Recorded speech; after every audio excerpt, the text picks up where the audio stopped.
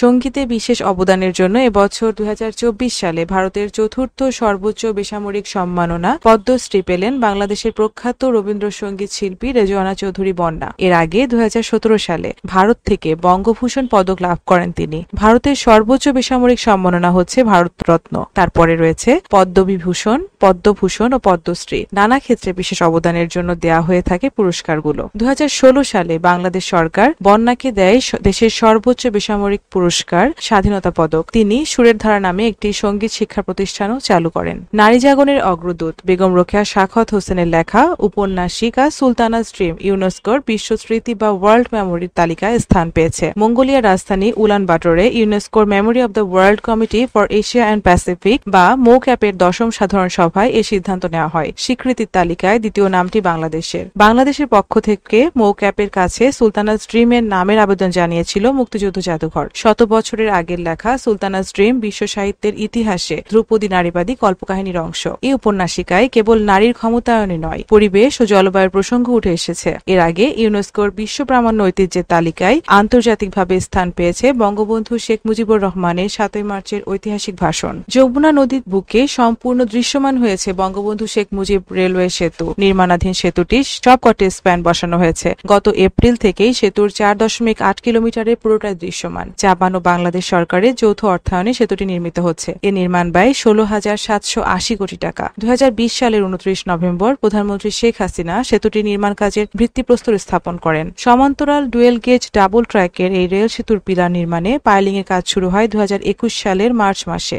WD1 ও WD2 নামে দুটি প্যাকেজে জাপানি 5টি ঠিকাদার প্রতিষ্ঠান প্রকল্পটি বাস্তবায়ন করছে। সেতুর উপর দিয়ে ঘন্টায় 120 কিলোমিটার বেগে ট্রেন চলাচল করতে পারবে। বিশ্বের 6ষ্ঠ অভিবাসী দেশ বাংলাদেশ। জলবায়ু পরিবর্তনের কারণে সৃষ্ট দুর্যোগে কত মানুষ বাস্তুচ্যুত হচ্ছে এমন এক তালিকায় এশিয়ার দেশগুলোর মধ্যে বাংলাদেশ 5ম স্থানে অবস্থান করছে। শুধু 2022 সালে দুর্যোগের কারণে বাংলাদেশে 15 লাখের বেশি মানুষ বাস্তুচ্যুত হয়েছে বলে IOM এর ওয়ার্ল্ড মাইগ্রেশন রিপোর্ট 2024-এ জানানো হয়েছে। ভূমধ্যসাগর হয়ে ইউরোপে যাওয়া অভিবাসীদের 21% বাংলাদেশী। কলম্বো সিকিউরিটি কনক্লেভের সদস্য হচ্ছে বাংলাদেশ। বৃহত্তর ভারত মহাসাগরীয় অঞ্চলে সামুদ্রিক সীমানায় প্রতিবেশী দেশগুলোর কৌশলগত সহযোগিতা জোরদারে 2011 সালে শ্রীলঙ্কার উদ্যোগে গঠিত কলম্বো সিকিউরিটি কনক্লেভ। তবে এটি কার্যকর হয় 2020 সালে। শ্রীলঙ্কা, মালদ্বীপ, মরিশাস ও ভারতের সদস্য। কলম্বো সিকিউরিটি কনক্লেভকে ওই অঞ্চলের ভূ রাজনীতিতে চীন বিরোধী জোট হিসেবে দেখা হয়। বর্তমানে এর সদস্য রাষ্ট্রগুলোর অধিকাংশের সরকার চীনপন্থী, তাই ঢাকা এতে যোগ দিলে দিল্লির হাত শক্ত হবে বলে মনে করা হয়। 3-4 বছর ধরে এই কনক্লেভের বৈঠকে পর্যবেক্ষক হিসেবে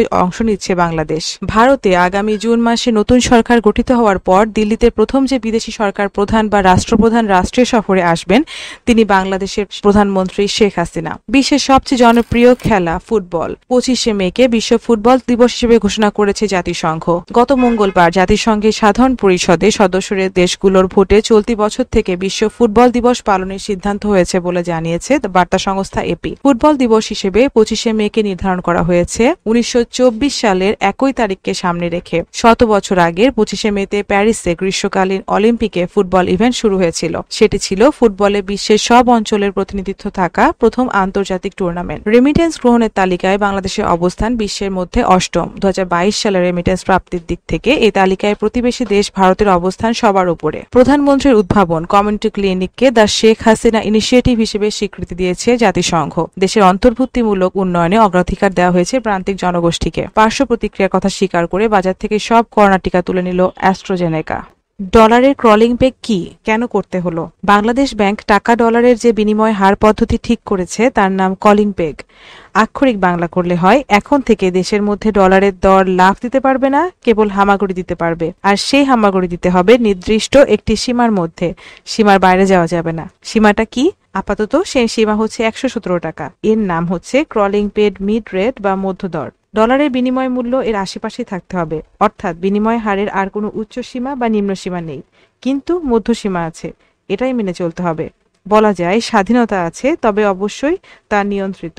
এতে অবশ্য ডলারের দর একেবারে লাফ দিয়ে 7 টাকা বেড়েছে। গত মঙ্গলবারে এই ডলারের দর ছিল 110 টাকা। বলে রাখা ভালো, 2022 সালে ডলারের দর ছিল 86 টাকা। সুতরাং প্রায় আড়াই বছরে ডলারের বিপরীতে টাকার অবমূল্যায়ন বা লাফ দেওয়ার হার 36%। আরও বেশি লাফ দেওয়া ঠেকাতেই নতুন এই ক্রলিং পেগ পদ্ধতি। বিদেশি মুদ্রার বিনিময়ের বাজারে কোনো সরকারি হস্তক্ষেপ থাকবে না, এমনটাই আদর্শ মনে করা হয়। উন্নত দেশগুলো এই আদর্শ মেনে চললেও উন্নয়নশীল দেশগুলোর মধ্যে তা মানা সম্ভব হয় না। বিনিময় হারে কোনো হস্তক্ষেপ থাকবে না, এটাকে অর্থনীতির ভাষায় বলা হয় ভাসমান বিনিময় হার বা ফ্রি ফ্লোটিং।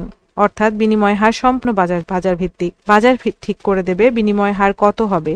চাহিদা আর যোগানই এখানে আসল নির্ধারক। এখন যদি সরকার হস্তক্ষেপ করে তাহলে কি হবে? সেক্ষেত্রে 3টি ভাগ বলা যায়। প্রথমটি স্থির বিনিময় হার, একে পেগড বিনিময় হারও বলা হয়, অ্যাডজাস্টেবল বিনিময় হার, এবং অন্যটি হচ্ছে ম্যানেজড বিনিময় হার।